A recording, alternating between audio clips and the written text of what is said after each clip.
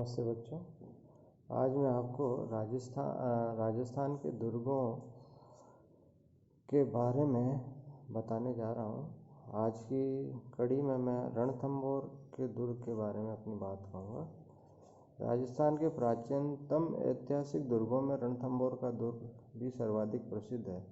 रणथंभौर का सुदृढ़ दुर्ग सामरिक दृष्टि से अत्यंत महत्वपूर्ण माना जाता था।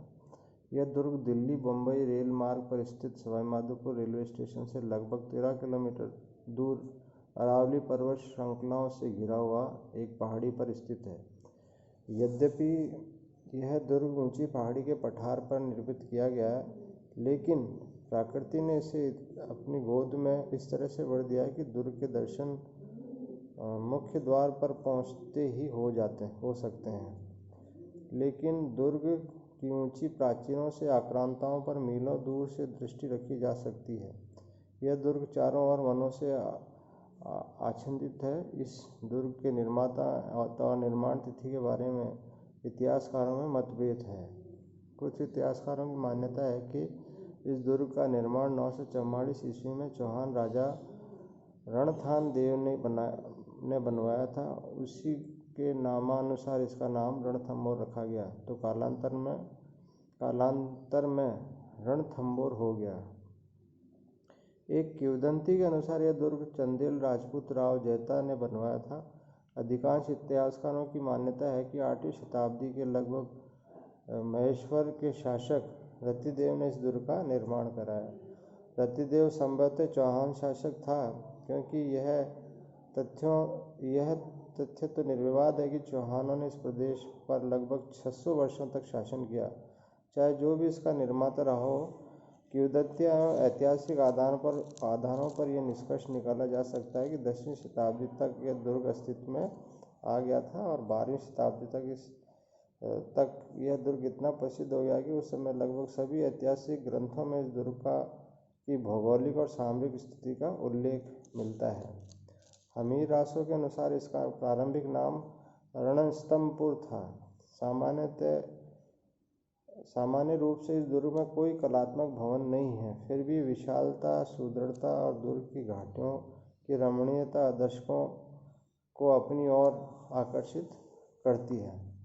रणथंभौर का प्रवेश द्वार नौलखा दरवाजा कहलाता है, जो अत्यंत सुदृढ़ है। इस दरवाजे का जीर्णोद्धार जयपुर के महाराजा जगत सिंह ने करवाया था। प्रवेश द्वार के अंदर प्रवेश करते ही 7 मील की परिधि का बने हुए किले का भूभाग दिखाई देता है, जिसमें कई मंदिर, महल, जलाशय, छतरियां, मस्जिदें, दरगाहें और हवेलियां बनी हुई हैं। नौलखे दरवाजे में प्रवेश कर आगे चलने पर एक त्रिकोणीय 3 दरवाजों का समूह है, जिसे चौहान वंशीय शासकों के काल में तोरण द्वार, मुस्लिम शासन काल में अंधेरी दरवाजा और जयपुर के शासकों द्वारा त्रिपोलिया दरवाजा कहा जाता था।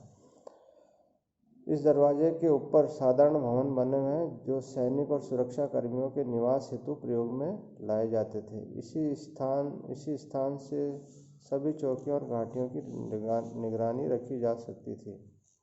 इस स्थान से थोड़ी दूर जाकर एक 32 विशाल स्तंभों वाली 50 फुट ऊंची छतरी दिखाई देती है। यह छतरी चौहान राजा अमीर ने अपने पिता की मृत्यु के बाद उनकी समाधि पर बनवाई थी। इस छतरी के गुंबद पर सुंदर नक्काशी की गई है। इस गुंबद पर कुछ आकृतियां भी उत्कीर्ण दिखाई देती हैं।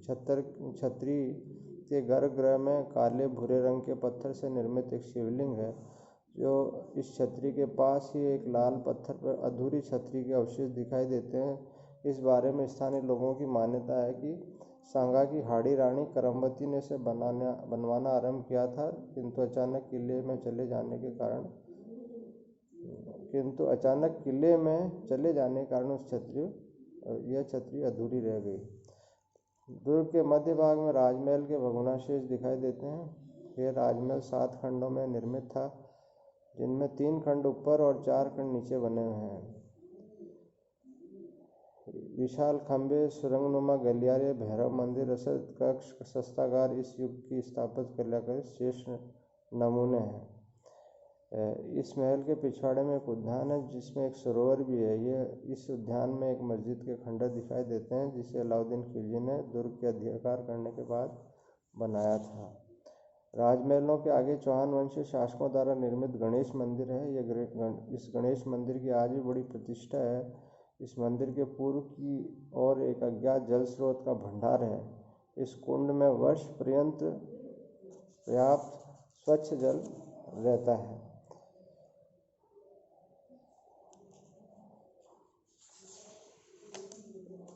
दुर्ग के प्रवेश द्वार के बाईं ओर जोगी महल है और यहाँ एक ऋषि रहते थे।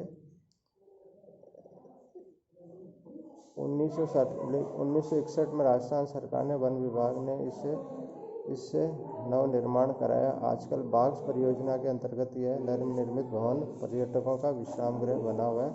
धन्यवाद। कल हम कोई नया विषय लेंगे।